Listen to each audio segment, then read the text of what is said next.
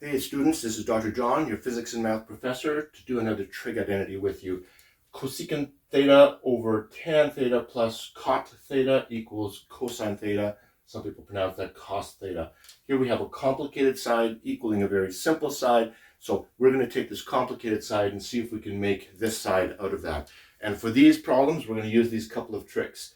Difference of squares, Pythagoras double angle, and trig definitions. Now for here we have no double angle, we have nothing that looks like it's a square, but we have a lot of things that are not in your traditional sine and cosine angle statements.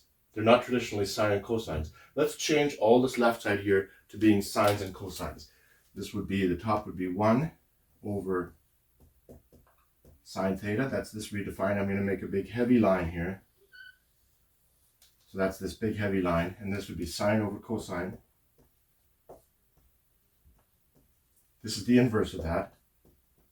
I'm sorry, this is the reciprocal of that. Remember, the inverse and the reciprocal are used differently. Those words are used differently. Reciprocal means 1 over. So this is 1 over the tangent.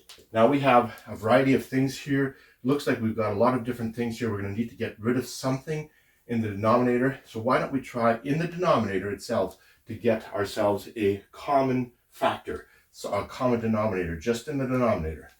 What if I put this over here? I'm just looking at the denominator now. Just this square part here. We're working on that. So I've got sine theta all over cos theta, big plus cos theta over sine theta. Let's make a little bit of room here. So this big square bracket thing is just the denominator. I'm just manipulating the denominator here. I'd like to have a sine and a cosine, similar one in the bottom. So I'm going to make this, I'm going to multiply here by sine theta, and here by sine theta, here by cos theta, and here by cos theta.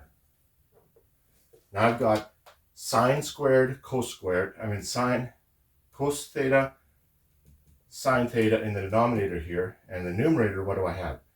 I have sine squared theta with this one, plus cos squared theta with this one. Now it's starting to look familiar. So this on the top becomes 1, and this becomes the bottom. So all of this here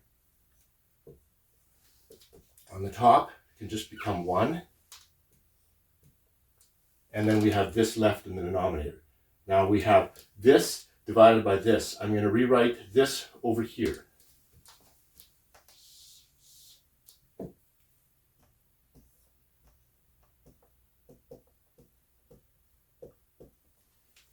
I've rewritten this over here. I don't need this side over here now anymore. If you remember your rules of multiplication and division, when you're dividing by something, you're dividing by a fraction, you take this second side, you go 1/2 times 3/4. You flip and multiply, and then you can do any cancellations. So we do the same thing here.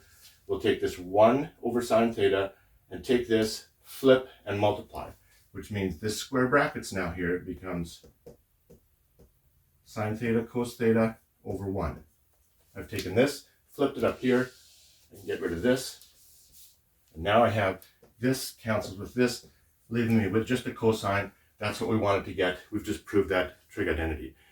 If that was helpful, like this video and subscribe, and we'll see you in the next video. Bye-bye.